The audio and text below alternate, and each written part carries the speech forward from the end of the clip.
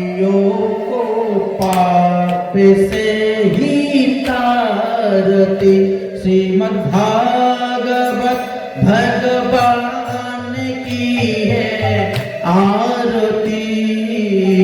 पापियों को पाप से ही तारती पापियों को पाप से ही तारती। श्रीमद्भागवत भगवान की है आरती। से ही तारती पापियों को पाप से ही तारती।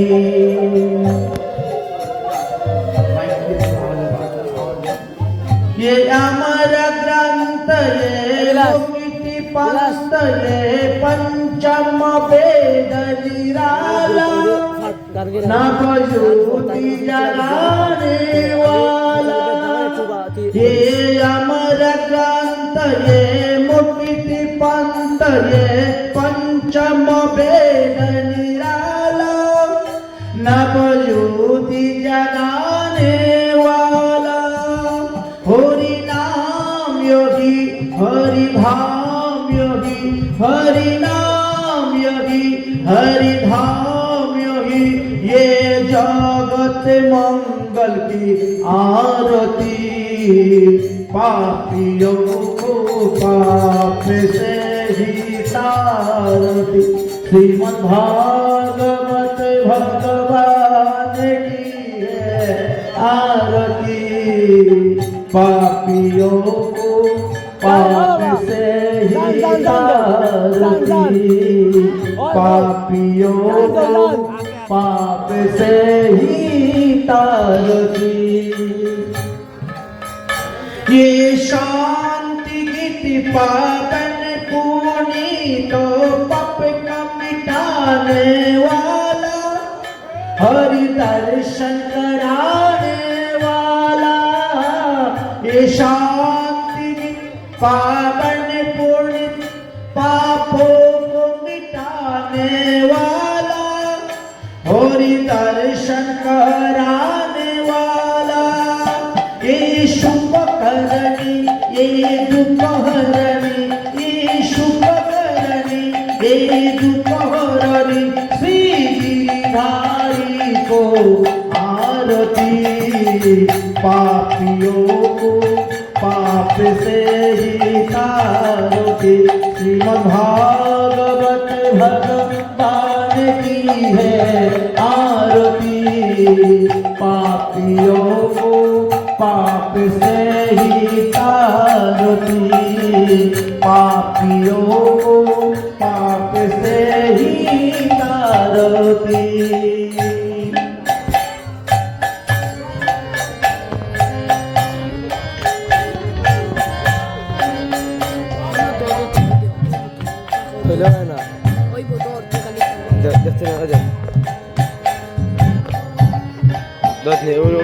मधुर बोल शतपथ कुल सतमार्ग दिखाने वाला बिगड़ी को मानाने वाला।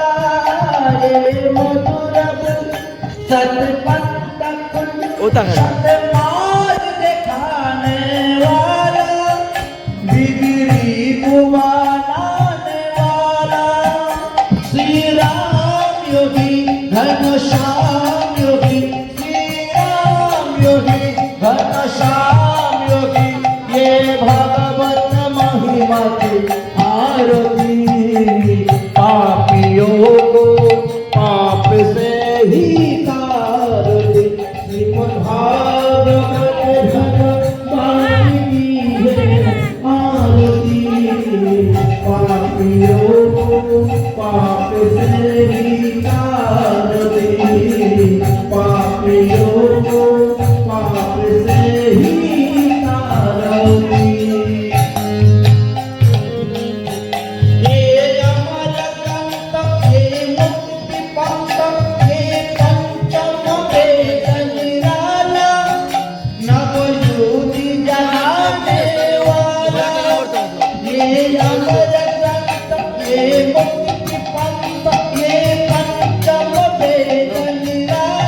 नवज्योति जगाने वाला हरि नाम योगी हरि धाम योगी हरि नाम योगी हरि धाम योगी ये जगत मंगल की आरती पापियों को पाप से ही तारती श्रीमद्भागवत भगवान की है आरती पापियों को पाप से ही तारती हरे कृष्णा कृष्णा कृष्णा हरे हरे हरे राम राम राम हरे हरे हरे कृष्णा कृष्णा कृष्णा हरे हरे हरे राम राम राम हरे हरे हरे कृष्णा कृष्णा कृष्णा हरे हरे हरे राम राम राम हरे हरे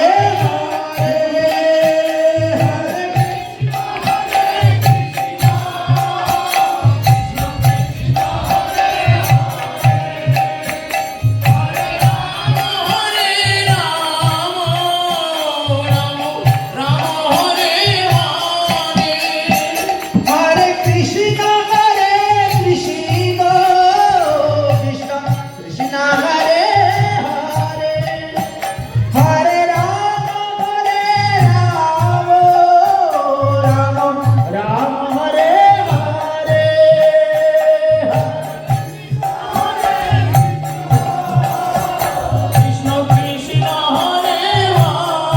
ताई गौर हरि बोल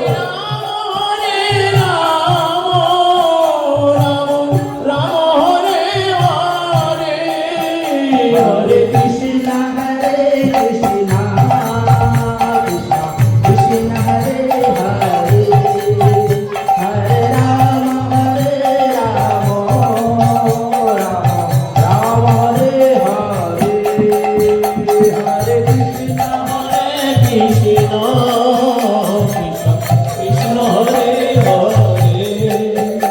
हरे राम हरे राम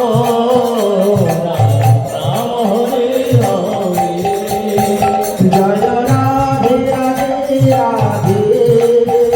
राधे राधे राधे जय राधे राधे राधे जय राधे राधे राधे ओ निताई गौर हरि बोल हरि बोल निताई गौर हरि बोल हरि बोल निताई गौर हरि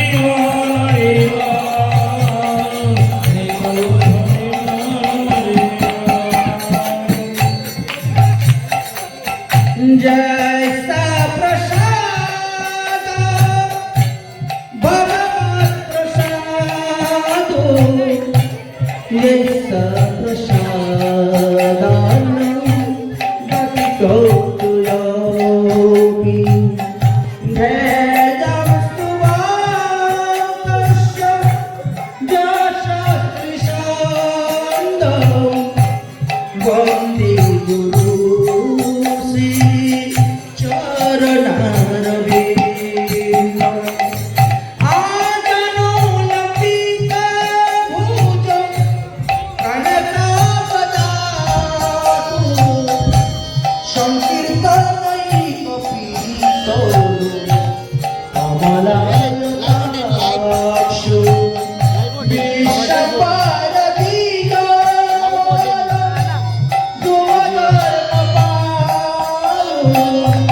वन्दे जगत्प्रिय करुणाय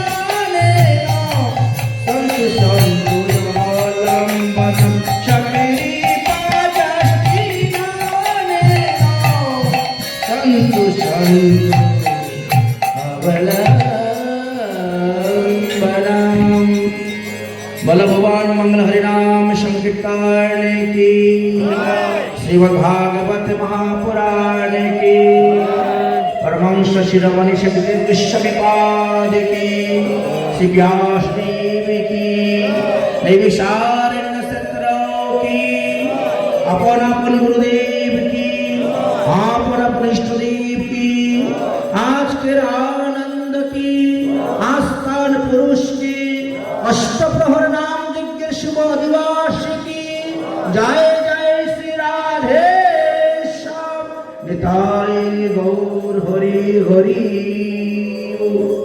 सर्व वेदांत सारहि श्रीमद् भागवतम दृश्यते तद्रसामृतमिति विद्यस्य नायन्नत्र शातिरति कश्चित्। परमहंस शिरोमणि सुखदेव गोस्वामीपाद आसन्न मृत्युग्रस्त महाराज परीक्षितকে বললেন, হে পরীক্ষিত, একমাত্র হরিকথা শ্রবণের দ্বারাই আমরা আমাদের পূর্ব জন্মের প্রারব্ধ কর্ম ইহ জন্মের পাপ তাপ অপরাধকে নাশ করতে পারে। দশাঙ্গিতক মহাভাগের শ্রীমৎ কথা, যদি সাধুকে কেউ হরি কথা শ্রবণ করতে পারে তাহলে তিনার মঙ্গল, তিনার কল্যাণ হইবে। অতএব সুখদেব গোস্বামী পাদ পরীক্ষিত মহারাজকে বললেন, তুমি 7 দিন যাবৎ একমাত্র ভগবানের লীলা কথাই শ্রবণ করো। আমরা যে 16 নাম 32 অক্ষর হরিনাম সংকীর্তন করি, তার মধ্যে 4 কৃষ্ণ, 4 রাম আর 8 হরে লেখা আছে, তাই না? এই প্রতিটি শব্দের মধ্যে, প্রতিটি বর্ণের মধ্যে, প্রতিটি অক্ষরের মধ্যে লীলা নিহিত আছে, প্রবেশ করা আছে। আমাদের যে গোস্বামী পাদ এই 16 নাম 32 অক্ষরের অর্থ করেছিলেন, সেখানে রাধা কৃষ্ণের লীলা কথাই বর্ণন করে গিয়েছে। একমাত্র রাধা কৃষ্ণের লীলা এর মধ্যে আছে। যদিও কেউ দাবি করেন হরে শব্দটা হরি শব্দের সম্বোধনের প্রথম বচনে 1 বচন এসেছে, জীব গোস্বামী পাদ বললেন না। কেউ বলছে হর মহাদেব হর শব্দের 1 বচন এসেছে, তাও বললেন না। জীব গোস্বামী পাদ কি বললেন? হরা শব্দের সম্বোধনের 1 বচনে হরে হয়েছে, আর হরে হরাকে শ্রীমতী রাধা রানী। রাধা রানীর 1000টি নামের মধ্যে এক নাম হলো হরা। কারণ 100 কোটি গোপীকে বাঁশি বাজিয়ে ভগবান শ্রীকৃষ্ণ 100 কোটি গোপীদের মন হরণ করেছিলেন, আর শ্রীকৃষ্ণের মন হরণ করলেন রাধা রানী। রাধা যখন মান করে রাস ছেড়ে চলে গেলেন, তখন রাধাকে অন্বেষণ করার জন্য, খোঁজার জন্য শ্রী গোবিন্দ রাসমঞ্চ ত্যাগ করে চলে গেলেন। তাহলে 100 কোটি গোপীও পারল না শ্রী গোবিন্দের মনোবাসনা পূর্ণ করতে, এক রাধা রানী পেরেছে। এই জন্য বলছেন হরা শব্দে রাধা, কৃষ্ণ শব্দে যশোদানন্দন কৃষ্ণ। এখানে দেবকী নন্দন কৃষ্ণ নয়, এখানে দ্বারকার কৃষ্ণ নয়, এখানে নন্দনন্দন কৃষ্ণ, ব্রজেন্দ্র নন্দন কৃষ্ণ, যশোদানন্দন কৃষ্ণই বলা হয়েছে। রাম শব্দ যে দেখা যাচ্ছে, সেই রাম বলরাম নয়, সেই রাম পরশুরাম নয়, সেই রাম দশরথ নন্দন রাম নহে। তাহলে এই রাম কোন রাম? রমণ ইতি রাম। শ্রী গোবিন্দ কেলিকুঞ্জে তিনি রাধারানীর সঙ্গে রমণ করেছিলেন, তাই রমণ ইতি রাম শব্দ বলা হয়েছে। তাই এই যে হরে কৃষ্ণ মহামন্ত্র দেখতে পাচ্ছেন, এই হরে কৃষ্ণ মহামন্ত্র একমাত্র রাধা গোবিন্দের লীলার মধ্যেই সম্পূর্ণ বর্ণন। শ্রীমদ্ ভাগবত মহাপুরাণের 10ম স্কন্ধে তার বিস্তারিত বর্ণন দেওয়া আছে, এবং জীব গোস্বামী পাদ তা তুলে ধরেছেন। এই স্থানেও আজ হরিনাম সংকীর্তনের শুভ দিবস। আগামীকাল হইতে অষ্টপ্রহর নাম যজ্ঞ চলবে। হরিনামের মহিমার কথা সর্বশাস্ত্রে সর্বপুরাণে আছে, এমনকি বেদ, কলিসন্তরণ, পরিষদ আদি সর্বস্থানে অবস্থান করতেছে। ভাগবতে কি বলছেন? নাম সংকীর্তনায় সর্ব পাপ প্রণাশনম। नाम संकीर्तन ये सर्व पाप प्रणाशन और प्रणत सर्व पापानाम। भगवान के प्रणाम करले समस्त पापेर नाश हইবে। नाम संकीर्तन ये सर्व पाप प्रणाशनम प्रणत सर्व पाप नाशन। আর কি হবে? কিতাব জ্বালা নাশ। ভাগবতের 3টি স্থানে মঙ্গলাচরণের কথা লেখা আছে। যে কোনো গ্রন্থের প্রারম্ভে আমরা মঙ্গলাচরণ করে থাকি। মঙ্গলাচরণের বিধানের কথা বর্ণন করে গেছেন। গ্রন্থের প্রারম্ভে করি মঙ্গলাচরণ, গুরু বৈষ্ণব ভগবান তিনের স্মরণ, তিনের স্মরণে হয় বিঘ্ন বিনাশন, অনাহাসে হয় নিজ বাঞ্ছিত করণ। তাই তো সবাই মঙ্গলাচরণ করে। ভাগবতের মঙ্গলাচরণ যখন সুতমুনি করেছিলেন, তখন তিনি কি করছে বলছিলেন? তাপত্রয় বিনাশায় শ্রীকৃষ্ণায় বয়ং নমঃ।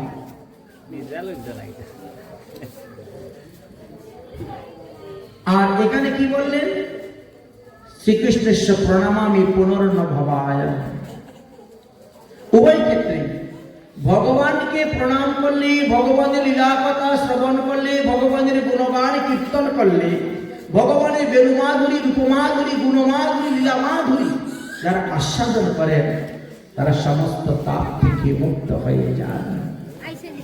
কিন্তু প্রণাম করতে গেলেও অনেক বিধি বিধান আছে। আমাদের অনেকেই প্রণামের বিধি জানি না, আর না জানার কারণে আমাদের ক্ষতি হয়ে যায়। আমরা লাভ করতে গিয়ে আরো বেশি ক্ষতি হয়ে যাচ্ছে। এই যে এখানে আসার পরেও দেখলাম অনেকেই দণ্ডবত প্রণাম করতেছেন, কিন্তু শাস্ত্র সিদ্ধান্ত অনুসারে হচ্ছে না। যদি শাস্ত্র বিধি মেনে আপনি করতে পারেন তাহলে আপনার কল্যাণ, আপনার লাভ হইবে। শাস্ত্রবিধিতে কি বলছে?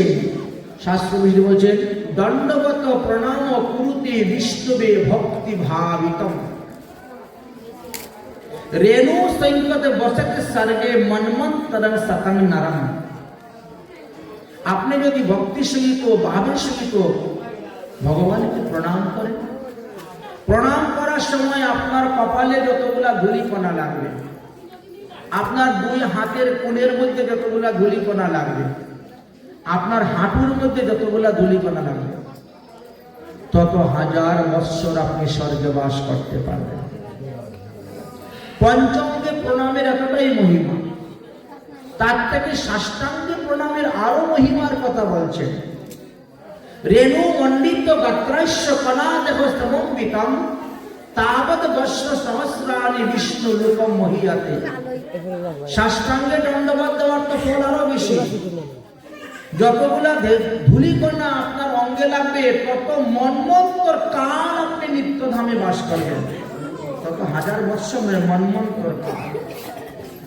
এই জন্য মানুষ একটা সাষ্টাঙ্গে দণ্ডবতটা বেশি দিতে যায়, লাভটা বেশি হবে, কিন্তু ক্ষতির কথাটা তো জানে না।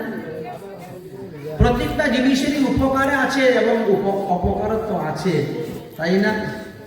ক্ষতির দিকটা জানে। শাস্ত্রে বলছে যে আপনি যদি সাষ্টাঙ্গে দণ্ডবত দেন তাহলে কোমরের উপরে কোনো বস্ত্র আপনার থাকতে পারবে না।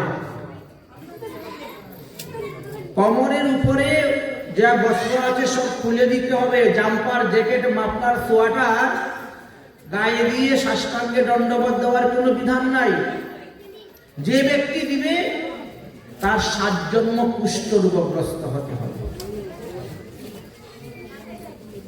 এই জন্য সাষ্টাঙ্গে দণ্ডবত যখন দিতে নাই, আপনি পঞ্চঙ্গে দেন। দণ্ডবত প্রণাম আমরা 4 ভাবে করতে পারি। এক তো হাত জোর করে করা যায়, নমস্কার অভিবাদন, এত হয়ে গেল। আপনি এখন যার হাত নাই সে কি করবে? বা যার এক হাত আছে সে কি করবে? সে ভগবানের নাম উচ্চারণ করে তার মাথায় সে হাত দিবে, তাও হয়ে গেল। আমরা মন্দিরের সামনে গিয়ে জয় রাধা মাধব, জয় রাধা গোবিন্দ, আমার মাথায় আমি তো হাত দিচ্ছি, এত হয়ে গেল। পঞ্চাঙ্গ, ষষ্ঠাঙ্গ, নমস্কার ইত্যাদি বিধির কথা বলে গিয়েছে, কিন্তু আমরা যদি তার বিধি বিধান অনুসারে না করি তাহলে লাভ হবে নাকি? তাতে যেমন বলছেন শাস্ত্রবিধিবিহীন ফলে পরে সকল মঙ্গল হয়ে যাবে। শাস্ত্র মর্যাদা রেখে আমাদেরকে চলতে হবে। তাহলে আমাদের লাভ হচ্ছে না কেন? বললেন যে দেখেন, প্রথম কথা হলো এক হস্তে প্রণাম করতে নেই, কিন্তু এখানে আসার পরে দেখা যায় অনেকেই কোমরটা কোনো রকম নিচু করে এক হাতে প্রণাম করতেছে, কিন্তু এটা নিষেধ আছে। আমাদের সনাতন ধর্মে এক হস্তে প্রণাম করার কোনো বিধি নাই, বিধান নাই। থাকতে পারে অন্যান্য ধর্মাবলম্বীদের মধ্যে, সেটা আমরা দেখতে যাবো কেন? আমাদেরটা নিয়ে আমরা আলোচনা করবো নেই। বলছেন জন্ম প্রকৃতি ইয়া কুমার ধর্মই আচরণ সর্বম নৈশন্তি তৎক্ষণাৎ এক হস্তম অভিবাদন। আপনি জন্ম থেকে আরম্ভ করে এই পর্যন্ত যত পুণ্য কর্ম করেছেন, যদি কখনো কাউকে ভুল বশত এক হস্তে প্রণাম করেন তাহলে তৎক্ষণাৎ সব পুণ্য শূন্য হয়ে যাবে, আপনি 0 পয়েন্টে চলে আসবেন। 1 নম্বর। 2 নম্বর কি বললেন?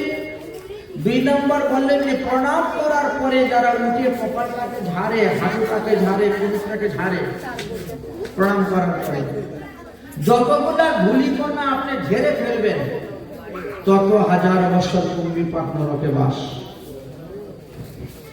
যেমন লাভ তেমন লোকসান বলেছেন। এইবার বললেন আর কি আছে বিধান?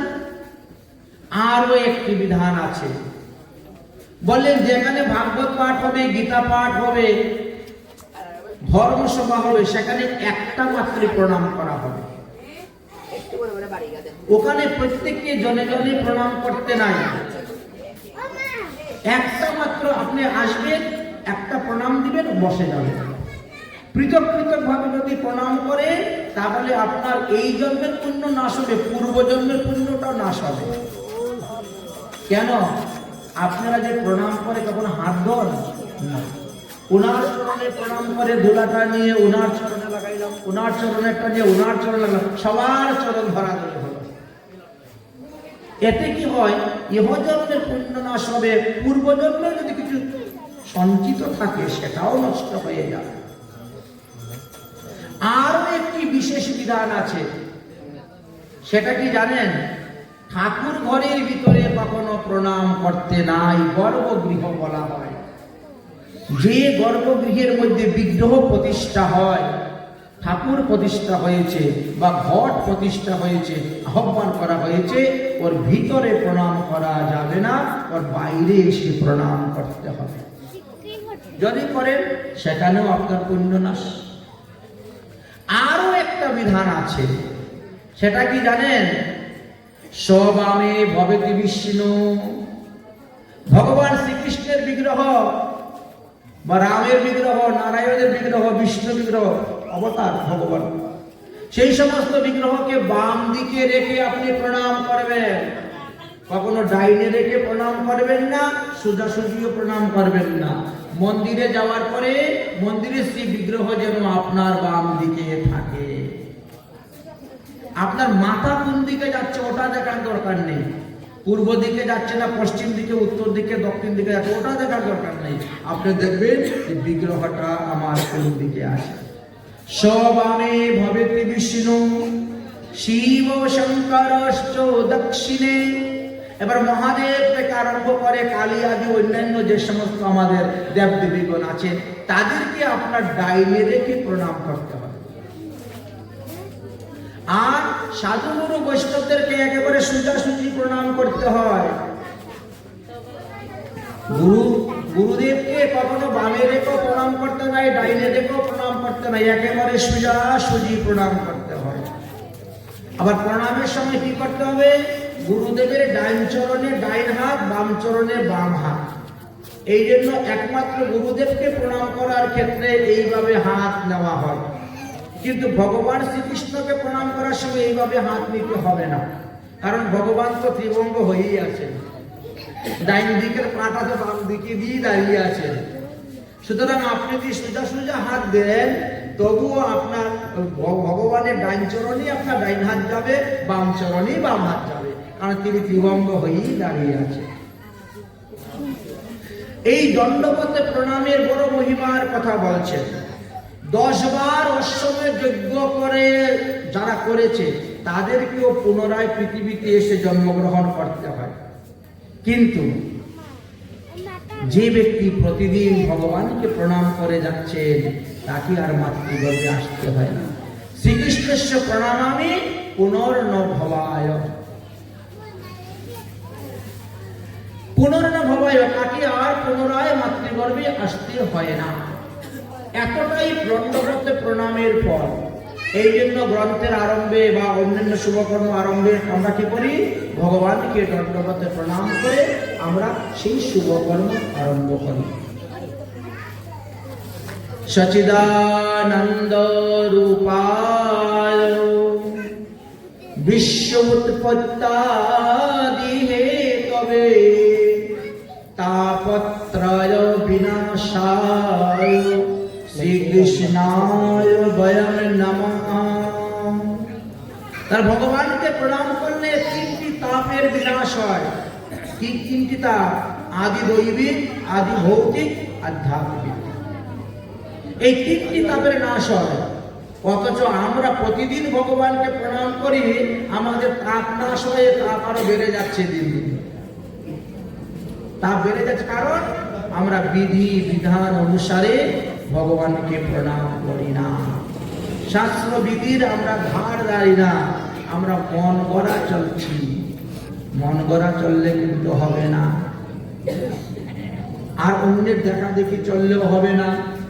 দেখতে যদি হয় তাহলে শ্রেষ্ঠ ব্যক্তিদেরটা দেখেন। এই তো গীতা উপদেশ দিয়েছেন, ইয়াদ ইয়াদ আচরিতম শ্রেষ্ঠম তদনম অনুবর্ততে। তাই শ্রেষ্ঠ লোকেরা যারা আচরণ করছে তাহাই আপনি দেখুন। আসুন হরিনাম মহামন্ত্রের দণ্ডবত প্রণামের একটি মহিমা। ভগবান শ্রীকৃষ্ণকে প্রণাম করলে যেই ফল পাওয়া যায়, অন্যান্য দেবদেবীতে সেই ফল পাওয়া যাচ্ছে না। দণ্ডবত প্রণামের কি মহিমা! তাই মহাজনগণ কি বলছেন? কৃষ্ণ জিনিকা নাম হে, গোকুল জিনিকা ধাম হে, ऐसी भगवान को बारंबार प्रणाम है, ऐसी भगवान को बारंबार प्रणाम।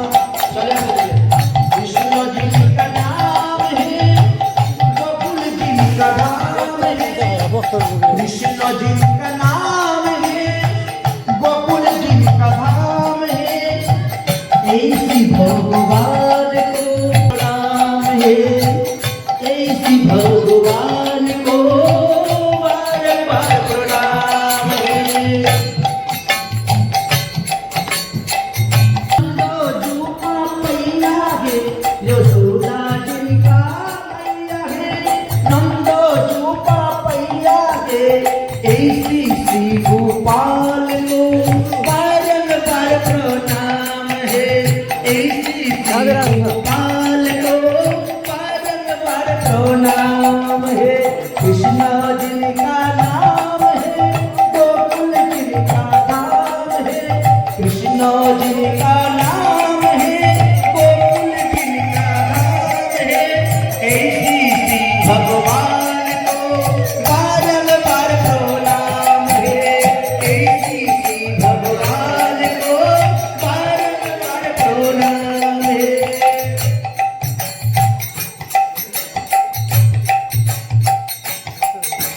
लट लट दादी माखन खावे, ग्वाल बाल संग दिलो चरावे, लट लट दादी माखन खावे, ग्वाल बाल संग दिलो चरावे, ऐसी श्री गोपाल को बारंबार प्रणाम है, ऐसी श्री गोपाल को बारंबार प्रणाम है। कृष्ण जी का नाम है, गोकुल जी का नाम है, कृष्ण जी का नाम है, गोकुल जी का नाम है, ऐसी श्री भगवान को बारंबार प्रणाम है, ऐसी श्री भगवान को बारंबार प्रणाम है। बोलो कृष्णचंद्र भगवान की, राधा रानी की, वृंदावन धाम की, अष्टप्रहर नाम यज्ञ संकीर्तन की, संकीर्तन ऋषि परिवास की। जय जय श्री राधे श्याम निताई गौर हरि बोल। এই জন্যই বলছে নাম সংকীর্তন यस्य सर्व पाप प्रणाशनम प्रणातो दुःख समनस्तम तं नमामि हरिपरम,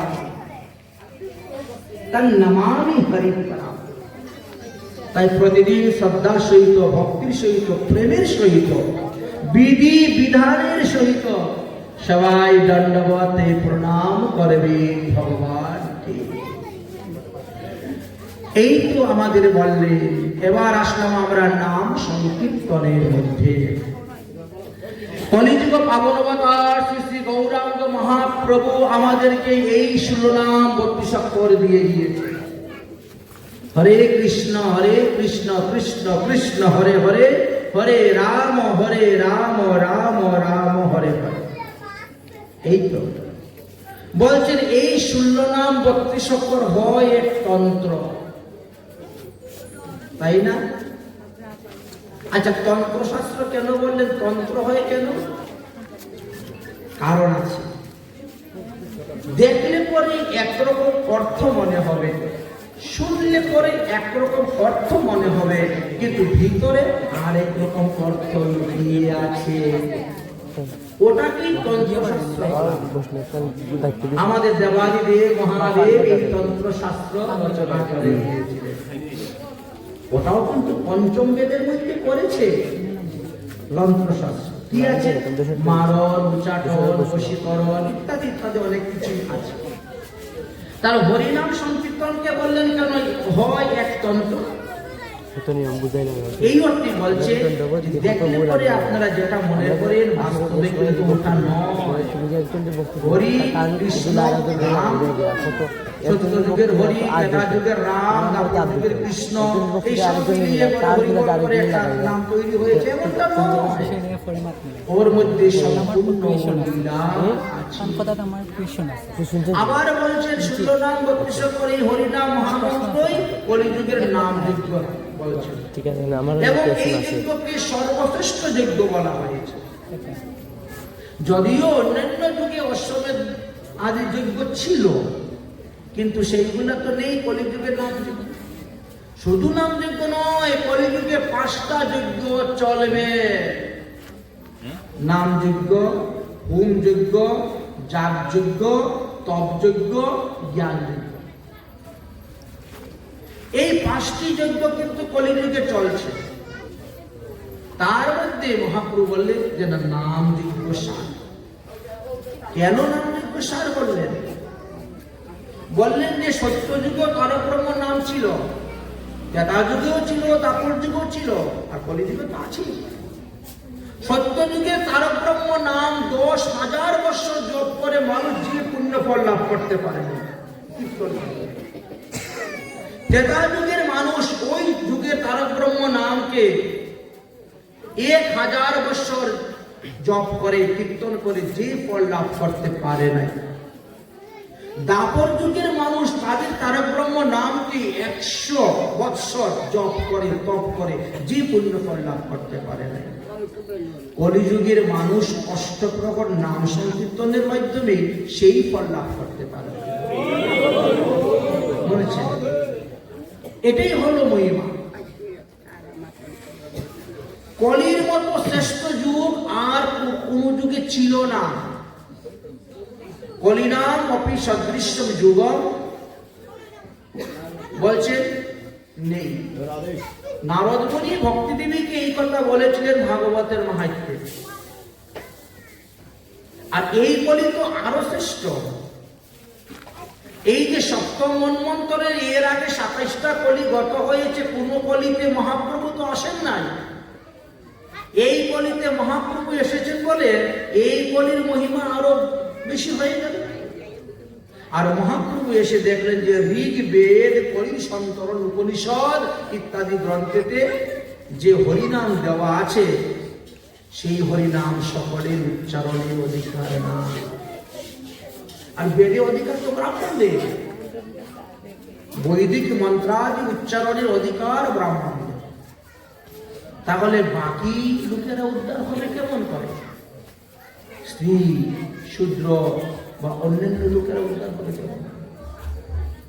তখন মহাপ্রভু কি করলেন? নিচের লাইনটাকে উপরে নিয়ে গেলেন আর উপরের লাইনটাকে নিচে নিয়ে আসলেন। এনে বললেন যে দেখো, আমি ওখানে ওটা বেদ থেকে আলাদা করে দিয়েছি, এবার আচমদানে সবাই হরিনাম করতে পারবে, আর কোনো অসুবিধা নেই।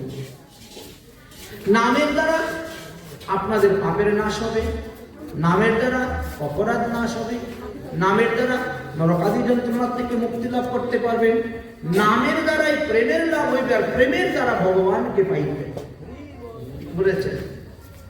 নাম জপলে হবে প্রেমের উদয়, আর প্রেমের দ্বারা ভগবানকে পাইবে। তবে কিভাবে নাম জপলে প্রেমের উদয় হয় সেটাও কিন্তু বলে গেছেন। আমরা যেভাবে লাফালাফি ফালাফালি করে নাম করে, বুঝেছেন, বা বিভিন্ন রকম নাচ টাচ করে আমাদের নাচ হরিনাম করা হচ্ছে, এতে কিন্তু প্রেম আসবে না। প্রেম আসবে কখন? তৃণাদপি সমুচেন তরুব সহিষ্ণুনা অমানিনা মানবেন কীর্তন সদা। ওইভাবে যদি নাম করা যায় তবে আমাদের প্রেম আসবে। আর না হলে নাম করতে গিয়েও নাম অপরাধ হয়ে যায়। আমাদের 10 প্রকার নাম অপরাধের কথা বর্ণন করে গেছে। যদি 10 প্রকার নাম অপরাধের মধ্যে 1 প্রকার নাম অপরাধ কারো হয়ে যায়, তাহলে নাম তাকে ফল দিবে না। শ্রী চৈতন্য চরিতামৃত গ্রন্থে কৃষ্ণদাস কবিরাজ গোস্বামীপাদ বলছেন, হরিনাম করে সদা অপরাধের বিচার। সমস্ত বেদ বেদান্ত পুরাণ ইতিহাস গ্রন্থাদি সব মন্থন করে ভাগবত রচনা করেছেন। আর ভাগবতকে মন্থন করেও চৈতন্য চরিতামৃতর মধ্যে লেখা আছে। তাই হরিনাম করে সদা অপরাধীর বিচার। এই যে এখানে আগামী কল্য হইতে অষ্টপ্রহর নাম যুদ্ধ হবে, যদি এর মধ্যে অপরাধ লুকিয়ে থাকে তাহলে নামের ফল পাওয়া যাবে না। অপরাধ মুক্তির জন্য গীতা পাঠ, ভাগবত পাঠ আদি। এই যে আমরা এতক্ষণ আলোচনা করতেছি গীতা পাঠ এবং ভাগবত পাঠ, একই বলা হয়েছে জ্ঞান যুদ্ধ। পরীক্ষিত মহারাজ যে 7 দিন ভাগবত পাঠ শুনেছেন, সেটাকে বলা হয় শ্রীমদ্ ভাগবত সপ্তাহ জ্ঞান যুদ্ধ। দেখবেন লেখা থাকে। এই যে ভগবানের পূজা অর্চনা করা হচ্ছে, এটাকে বলা হয় যাগ যজ্ঞ। একাদশী আদি ব্রত করা হচ্ছে, এটাকে বলা হয় তপ যজ্ঞ। তপ যজ্ঞ বলা হচ্ছে। আর এই যে কীর্তন, হরিনাম সংকীর্তন, শুধু এক নাম চলতে আছে দিন রাত 24 ঘন্টা, তাকে বলা হচ্ছে নাম। সাধারণত আমরা আর একটা হোম যজ্ঞ, শ্রাদ্ধ, বিবাহ, অন্নপ্রাশন, চূড়াকরণ, উপনয়ন সংস্কার ইত্যাদি দেখবেন একটা যজ্ঞকুণ্ড তৈরি করে হোম করা হয়। ওখানে কাষ্ঠ লাগে, যজ্ঞকুণ্ড লাগবে, শ্রাক লাগবে, ঘৃত লাগবে, তারপরে সোহা করা যে হোম সামগ্রী সৌমিত বলা হয় ইত্যাদিও লাগবে, হোম সামগ্রী। তো যাই হোক, কিন্তু আমরা তো যজ্ঞ নাম যজ্ঞে এসে এই সমস্ত কিছুই দেখতে পাই না, তাহলে তাকে কেন যজ্ঞ বলা হয়? কেউ জিজ্ঞেস করলো, তুমি কোথায় গিয়েছিলে? বলে নাম যজ্ঞে গিয়েছিলাম। বলে ওখানে নাম যজ্ঞে গিয়েছো, কুণ্ডটা কত বড় ছিল? বলে কুণ্ডই নেই, এটা কুঞ্জ, কুণ্ড নয়, ঠিক না? কুঞ্জ আর কুণ্ড দুটোর মধ্যে তো পার্থক্য আছে। আমরা কুঞ্জ দেখেছি, কুণ্ড তো দেখি নাই। আচ্ছা, যজ্ঞ করতে গেলে কিন্তু কাষ্ঠ লাগে, আম কাঠ, বেল কাঠ, যজ্ঞ ডুমুর, পিপুল, পাকুর, অশ্বত্থ, দেবদারু, অশোক ইত্যাদি ইত্যাদি অনেক কাঠ লাগে। তো ওখানে কি কি কাঠ তুমি দেখেছো? বলে একটা লাঠিও দেখি না, কোনো কাঠও নেই। ঘি? বলে ঘিও তো দেখি নাই। অগ্নিশিখা? কিছুই তো নাই এখানে। বলে কোনো কিছু না থাকলে তাহলে এখানে কেন নাম যজ্ঞ বলা হয়? যজ্ঞ বলা হচ্ছে কেন? যদি যজ্ঞের কোনো কিছু এখানে নাই, তাহলে এখান থেকে যজ্ঞ কেন বলা হয়েছে? সেই প্রশ্নের উত্তর দিলেন আমাদের গৌড়ীয় বৈষ্ণব অভিধান। অভিধানে বললেন যে হ্যাঁ, যজ্ঞকুণ্ড আছে, কিন্তু চর্মচক্ষের দ্বারা দেখা যাচ্ছে না। একটু জ্ঞান চক্ষু, দিব্য চক্ষু আছে যার, তারা দেখতে পাবে। এখন না বললে তো আমরা দেখতে পাবো না। তখন বললেন যে যতগুলা শ্রোতা আছেন, প্রত্যেক শ্রোতারও তো 2টা করে কান আছে। ওই কানের গর্তটাই হলো আমাদের যজ্ঞকুণ্ড। তাহলে এই সংকীর্তনের মধ্যে এত ভক্ত আছে, তার কতটা যজ্ঞকুণ্ড আছে? যজ্ঞকুণ্ড না হলে বুঝতে পারলাম লাকড়িটা কোথায়, কাষ্ঠটা কোথায়? বলে কাষ্ঠ হলো প্রত্যেকটা ব্যক্তির পাপ, তাপ, অপরাধকে কাষ্ঠ বলা হয়েছে। অগ্নি সংযোগে কি হয়? কাষ্ঠ ভস্মীভূত হয়। আর হরিনাম শ্রবণে কি হয়? পাপের ভস্মীভূত হয়। সেই তো অগ্নি সদৃশ্য। হরিনাম পাপকে বিনাশ করে। হরিনামের দুটি ফল, একটি হলো মুখ্য ফল, আরেকটি হলো গৌণ ফল। এই গৌণ ফল হলো আমাদের পাপ তাপ অপরাধকে নাশ করে, আর মুখ্য ফল হলো হরির চরণে প্রেমের উদয় হবে, প্রেম ভক্তি লাভ করতে পারবেন। কলৌ তো কেবলা ভক্তি ব্রহ্ম সাবিত্রকারিণী। এই কলিযুগের মানুষ তো একমাত্র ভক্তির দ্বারাই মুক্তি লাভ করতে পারবে, এছাড়া তো অন্য কোনো উপায় নেই। আর এই ভক্তির পথ একমাত্র মহাপ্রভু এসে আমাদেরকে দেখিয়ে গিয়েছেন। মহাপ্রভু আসার আগে অনেক অনেক মহাজন এসেছেন, ধর্মের কত মত কত পথ তারা ব্যাখ্যা করে গিয়েছে, কিন্তু চিত্ত শুদ্ধির কথা কেউ বলে যায় নাই, কেউ বৃন্দাবনের ভজনের কথা বলে যান নাই, কেউ গোবিন্দের আশ্রয় তত্ত্বের কথা কেউ বলে যান নাই, রাধা প্রেম, দাস্য প্রেম, গোপী প্রেম, ব্রজ প্রেম, রাগানুগ ভক্তি কেউ বলে যান নাই। যারা এসেছেন সবাই বিধি মার্গ নিয়েই ব্যস্ত ছিলেন। ভক্তি বিধির মূল কহিলা বেদব্যাস, গৌরাঙ্গ মহাপ্রভু এসে তাহা সাক্ষাৎ করিলা প্রকাশ। মহাপ্রভু এসে প্রকাশ করিলেন। এত মহাজন এসেছেন, কেউ তো কোনদিন চিত্ত শুদ্ধির কথা বললেন না, একমাত্র মহাপ্রভু এসে বললেন চেত দর্পণ মার্জনাম ভব মহাদবাগ্নি নিরূপকণম। এই কথা কিন্তু আর কি বেশি বললেন। তাই চিত্তরূপী দর্পণকে মার্জন করার জন্য হরিনাম জপনীয়, আর পাপ তাপ নাশ করার জন্য হরিনাম কীর্তনেরও প্রয়োজন আছে। কারণ জিহ্বা পাইলেও নর বিনা অন্য প্রাণী নাহি পারে বলিতে গোবিন্দ হেন বাণী। তাই তারা শুনিলেও কৃষ্ণ নাম তারা সব করে, তাই উচ্চ সংকীর্তন হয় পরম উপকারী। সংকীর্তন কীর্তন দুটা কিন্তু আলাদা। বহুত মিলিতেন, বহু লোক মিলিত হইয়া ফুল করতাল বাজাইয়া উচ্চস্বরে কীর্তন করলে সেটাকে সংকীর্তন বলা হবে। আপনি যদি হাততালি দিয়ে আপনি উচ্চস্বরে বলে সেটা কীর্তন হবে। কীর্তন সংকীর্তন, তাই পরোপকারের জন্য এটি হয়।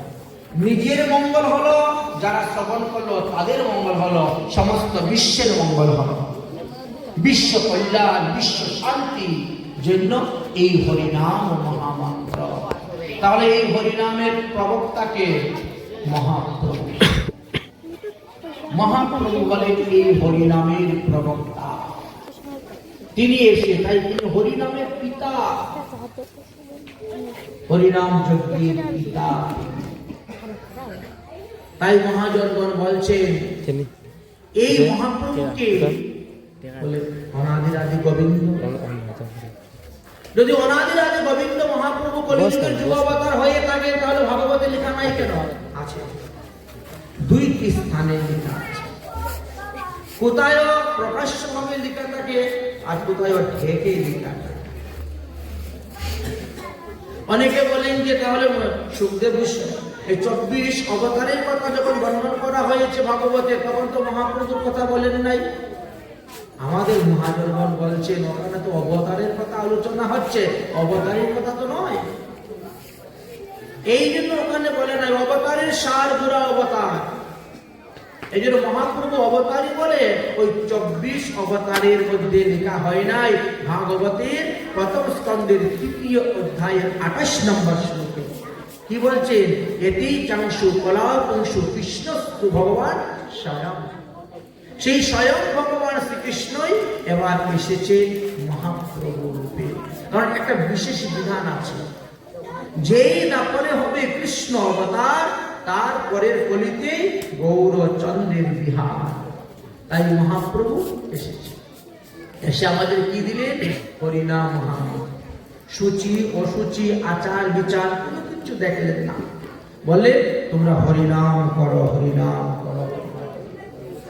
হরিনাম মধুর রস पियो रे मनुआ ये संसार सब झूठा हरि नाम मधुर रस पियो रे मनुआ ये संसार सब झूठा हरि नाम सदन रस पियो रे मनुआ ये संसार सब झूठा ये संसार सब झूठा रे मनुआ ये संसार सब झूठा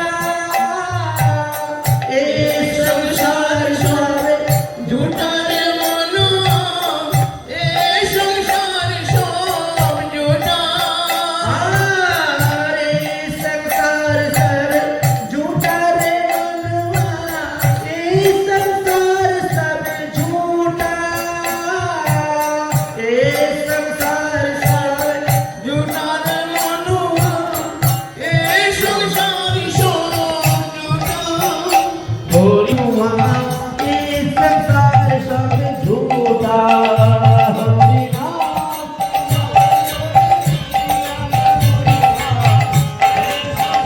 सब झूठा गौर रूपी में कृष्ण जी आयो निताई रूप में बोलो राम गौर रूप में कृष्ण जी आयो निताई रूप में कृष्ण जी आयो निताई रूप में बोलो राम गौर रूप में कृष्ण जी आयो निताई रूप में बोलो राम अद्वैत रूप में शिव जी आयो अद्वैत रूप में शिव जी आयो अद्वैत रूप में महाविष्णु आयो अद्वैत रूप में महाविष्णु आयो लेके होरी नाम रे मनुआ ये संसार सब झूठा होरी नाम सुधारो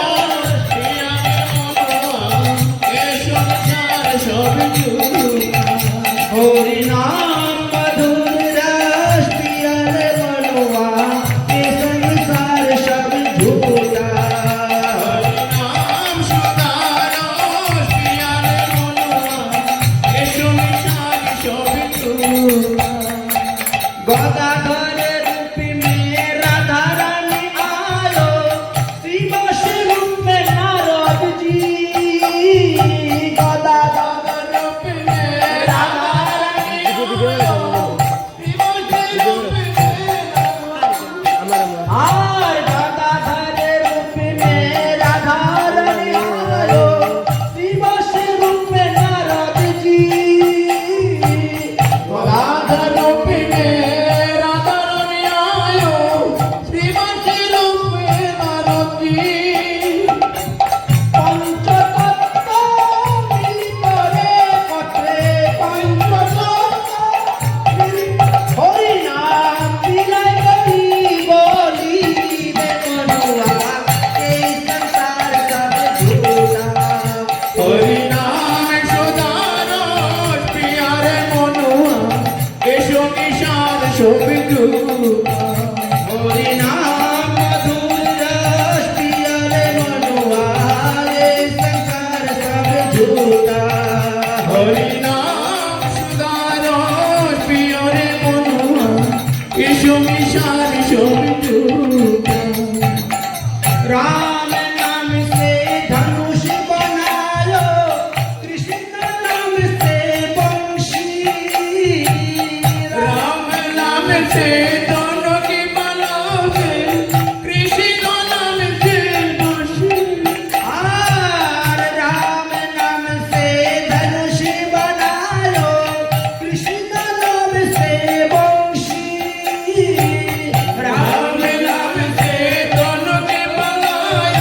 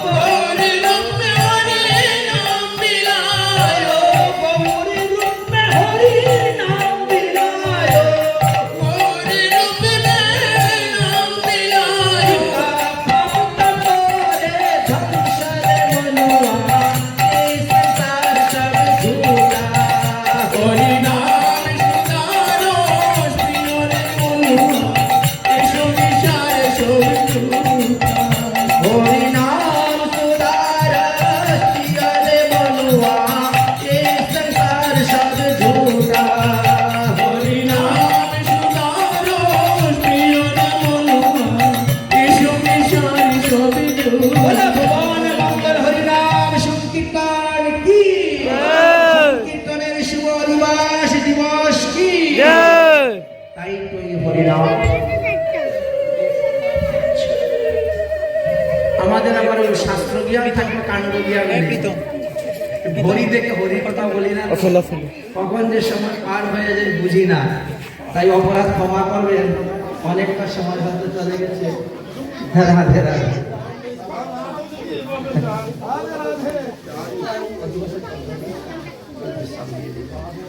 তাহলে আজকের মতো ভগবতীয় কথা এখানে স্থান দিচ্ছি।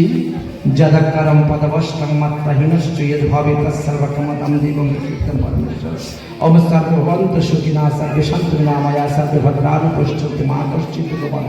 ওম শান্তি ওম শান্তি অন্তরিক্ষ শান্তি ও শান্তি ঔষধম শান্তি বনস্পতি শান্তি।